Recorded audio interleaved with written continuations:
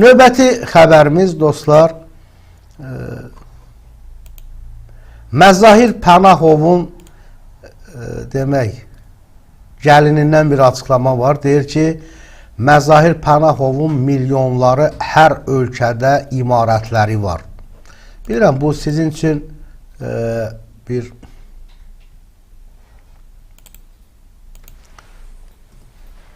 belə deyək də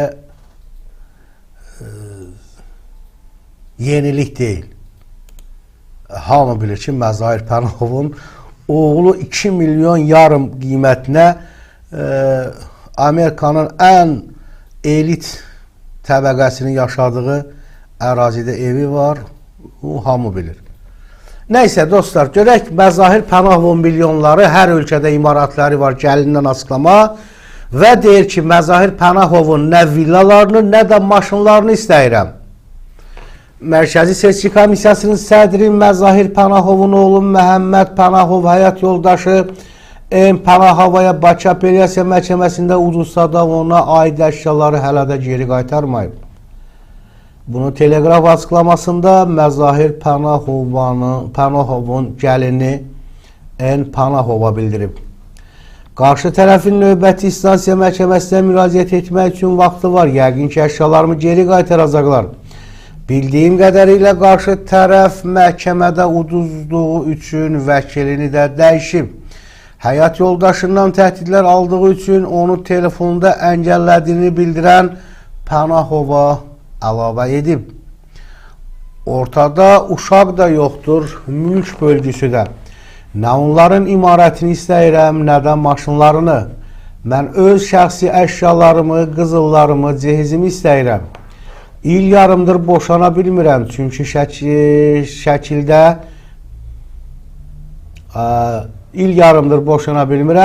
süni şəkildə prosesi uzadırlar.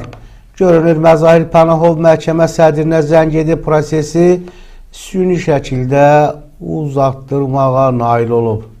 2 ay keçib, hakim hələ də boşanma işinə baxmayıb. Əşyaların Bakıdadır. Məzahir Pənahov da bizim yaşadığımız villadadır. Amerikada bircə yaşadığımız Los Angelesdə ancaq 2 çamadanım qalıb. Geyimləri də onlara hədiyyə edirəm. Heç olmasa qızıllarımı qaytarsınlar. Orada sadəcə onların mənə toyda hədiyyə etdikləri qızıllar deyil ki, mənim özümün, ailəmin bağışladığı zinət əşyaları da var. Bu ailə oğrudur. Onlara mənim qızıllarım lazımdır. Məzahir Pənahovun milyonları hər ölkədə imarətləri var. Məzahir Pənahov oğlunu özü işə düzəltmirdi ki, alkolizmlə əziyyət çəkir. Ona görə də oğlunu Amerikaya göndərmişdi. Atam Məzahir müəllimə zəng etmişdi, gəlsin ağsaqqalların iştirakı ilə danışıqlar aparsın. Dedi, gələcəm, amma gəlmədi. Söz göndərdilər. Utanırlar. Nədən utanırlar? Qeyd edək ki, ötən ay Bakı Apellyasiya Məhkəməsi Məhəmməd Pənahovun xanımına aid 300.000 manat dəyərində olan əşyaları geri qaytarmasına dair yekun qərar çıxarıb. Daha öncə mətbuatda Pənahovanın yoldaşı tərəfindən fiziki zorakılığa məruz qalmasına dair məlumatlar, fotolar yayılmışdı. Məhəmməd Pənahov barədə Bakı şəhər Baş Polis İdarəsində araşdırma aparılır. Baxın dostlar, görürsünüz Məzahir Pənahovun gəlini nə deyir? Deyir ki, əşyaların Bakıdadır. Məzahir Pənahovla bizim yaşadığımız villadadır. Məzahir Pənahov da bizim yaşadığımız villadadır. Amerikada bircə yaşadığımız Los Angelesdə ancaq 2 çamadanım qalıb.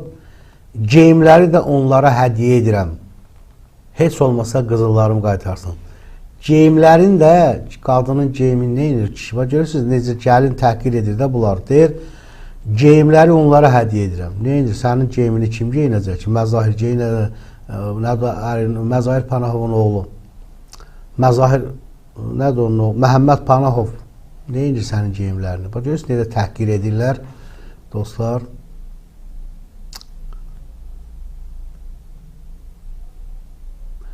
Ailə bir deyir, başladığı zinət əşyaları var. Bu ailə oğrudur. Görürsünüz, dostlar. Gəlini Məzahir Panahovu oğru ailəsi adlandırdılar. Gəlini deyir ki, oğrudur bu ailə.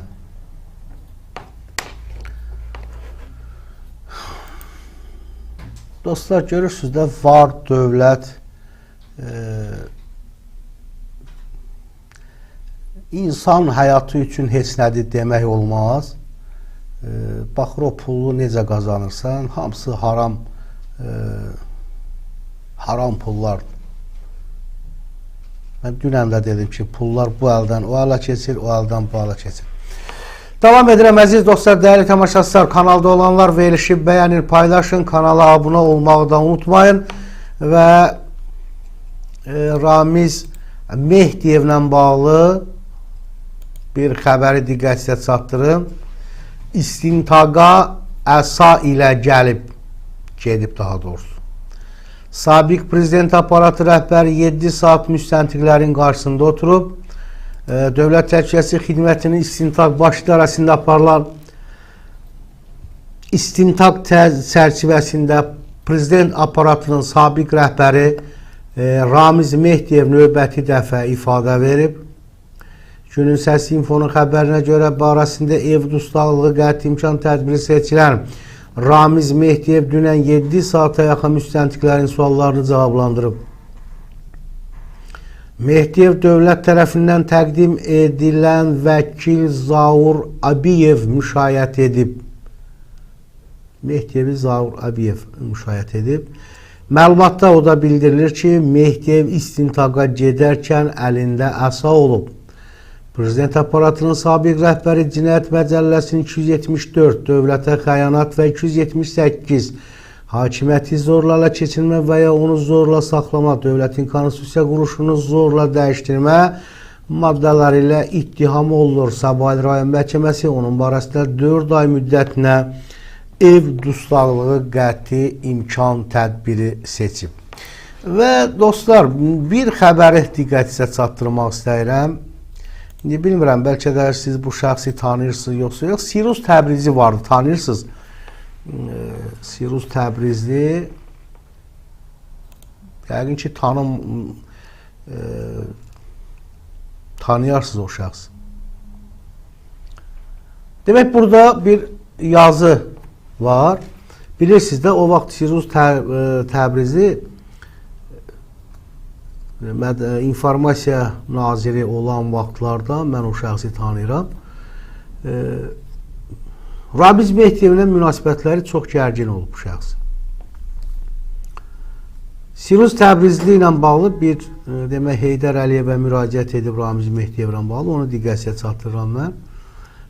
Bilirsiniz ki, o sap-sağlam adam idi, idmançı idi, hər gün yay, qış, üzgüçlüyə gedirdi, gəzirdi, sağlam adamdı. Birdən dedilər ki, bəs yatdı, oyanmadı, nəsə ürəyi dayandı, belə bir faciə ilə üzləşdi. Demək, mərhum qələm dostum Sirus Təbrizli haqqında yazdığım kitab yarımçıq qalır, tez-tez görüşlər və geri söhbət edirik. Dediklərini lentə alır, bədii cümlələrə çevirərdi. Məndən sir saxlamırdı. Demək, bunu yazıcı jurnalist Ərşad Əzimzadə vaxtilə sabiq deputat Sirus Təbrizli ilə akademik Ramiz Mehdiyev arasında olmuş ixtilafdan danışarkən bildirib, Modernaz yazır.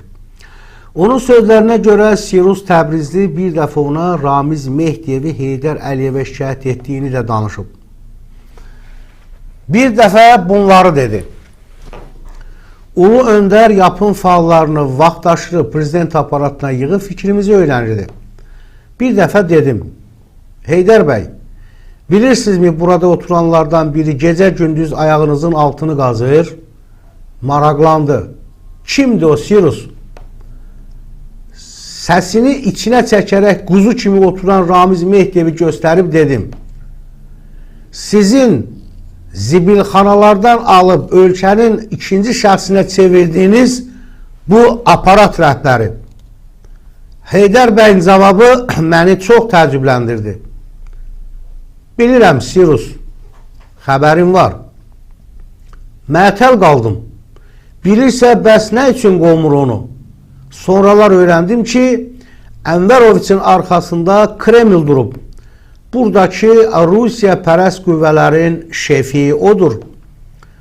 Əzimzadənin sözlərinə görə Sirus Təbrizinin dərin nifrət bəslədiyi iki yapısıdan biri, daha doğrusu birincisi Ramiz Mehdiyevidir. Deyirdi ki, bunların ucbatından yapı tərk etdim. Hər gün qışın şaxtasında dənizdə bir dəfəyə 2 saat üzən sağlam vücudlu Sirus Təbrizli öz bağ evində müəmmalı şəkildə dırnaq şərəsində ürək qüsurundan dünyasını dəyişdi və çoxlu suallar doğurdu. Baxın dostlar, Sirus Təbrizli yapla bağlı çox tənqidi fikirlər səsləndirdi. O vaxt Quldurlar Yuvası deyə bir açıqlaması vardı.